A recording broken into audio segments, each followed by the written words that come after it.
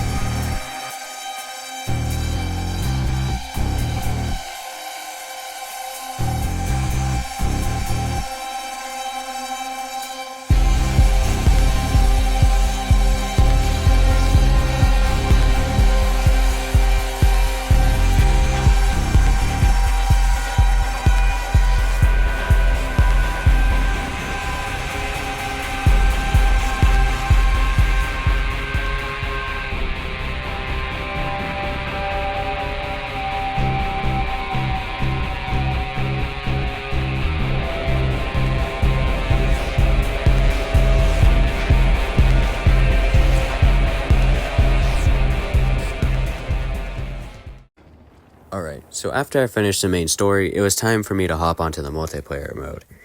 Now, I already known this was going to be hard due to the lack of players, with several of the achievements requiring you to play modes that just don't have any players in them at all anymore. However, that doesn't matter because I haven't gotten to that yet. The first achievement I did in multiplayer was tasing 25 players. This seems kind of stupid and goofy, but it's really not as hard as it sounds. The taser does one-tap people, but its range is kind of limited. However, I was able to make do, and I got this trophy relatively soon, and it was the first online trophy I ended up getting. After I got the taser trophy, it was on to the last 2 trophies. There's only 3 for online, I thought there was 4, but these 3 are really difficult, so I guess it doesn't really matter. These last 2 trophies that I needed, I was going to grind together because it just made more sense to do that way.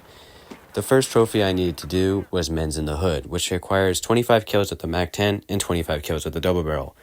However, it's not that simple. To unlock these 2 weapons, you have to do these 2 syndicates. You have to do the Enforcer Syndicate and the Professional Syndicate. Both of these have insane challenges and insane grinds, so I thought it would just be easy to do both of them at the same time. After I logged those syndicates, I used the weapons and got the kills required and ended up getting the trophy. After this, it was on to the last trophy, the hardest to get now these days, in my personal opinion, just because it's not many players. This trophy requires you to win 5 matches in both the Blood Money mode and the Heist mode. These 2 modes were new modes added to Battlefield Hardline and are relatively fun and unique, especially at the time where most of Battlefield just consisted of either people playing Conquest or Team Deathmatch, which sure is fun, but overall, it just gets boring after a while.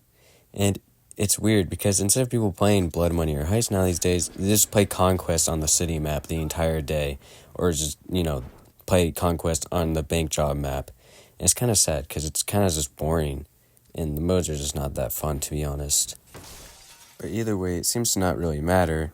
Because eventually, I got lucky trying to find the Blood Money and Heist servers. And that server I found is a very amazing server by these 2 people I'm going to shout out. The first one's Honor Thy Greater, and then the second person is Legogal. Legogal actually has a YouTube channel, and she still plays Battlefield Hardline to this day, and she's very good at the game. If you want to watch actual good gameplay, or just learn more about a server, I recommend checking her channel out and subscribing to her, because she is an amazing person. And it is awesome that she has a server that actually hosts these modes in rotation. And I was able to actually get them officially. So anyways, that's pretty much the end of online. After that, it was back to story mode to get some miscellaneous trophies that I had missed. So, a lot of these miscellaneous trophies are really stupid and you're definitely not going to get on your first run. Because a lot of them are just very purposefully hidden and you just don't know how to get them at all without watching the tutorial pretty much. The first one that I needed to get was arresting all the warranted criminals. I had only missed 1 through my playthrough, so this one is probably doable in an actual playthrough without having to watch a video or anything. And after I had gotten that, the next one I had to do was collecting all evidence. This took a little bit longer, but it was pretty easy relatively because it tells you where the evidence is on your second playthrough, so it's a lot easier to do. After that, it was just really dumb little challenges, like driving a dirt bike into a mansion, using a zip line for 75 meters, tagging a bunch of people in a certain mission, and just other goofy things like that. After all those miscellaneous trophies had been completed, we only needed a few extra trophies and we would have got that platinum pop. The only trophies that we needed remaining, obviously besides DLC, I didn't bother with those. Sorry to disappoint, but a lot of those are literally actually just impossible now because they required you to play certain DLC maps at certain times and there's weird events involved and it's just literally not doable. But either way, the last trophies that I needed to do for the platinum had required me to beat the game on its hardest difficulties as well as its secret difficulty, Hardline. Now, Hardline difficulty is extremely difficult. Pretty much, you get shot once, you're dead. That's pretty much all there is to it. So you just have to play the entire game stealthily. But it's not really that hard. If you're good at stealth games, it's really easy. So for me, it was pretty simple, and I ended up getting it. So here's all the trophy pops for the difficulties, and the glorious platinum. Now what are you gonna do with it?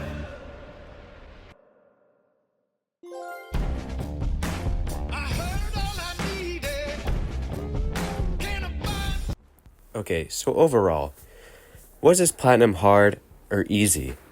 Well, to be honest with you, it only took me around 50 or so hours, but that does not mean it isn't hard.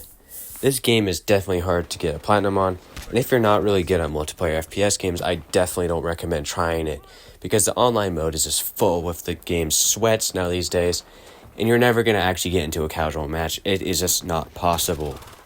However, if you are good at FPS games, I would recommend it only if you have a lot of time on your hands, because server surfing is kind of important to get the certain modes that you need, and the Blood Money Heist servers are kind of just empty. The only one that exists is the legogals one, and you have to play PlayStation to get it. But obviously, if you're going to get the platinum, you're already on PlayStation, so it doesn't really matter, does it now?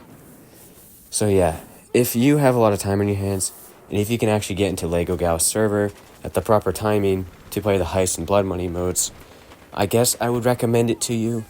But honestly, I feel like it'd just be a waste of time if you don't really care about this game that much. I think your time's better off just platinuming a different game or doing something entirely else, to be honest.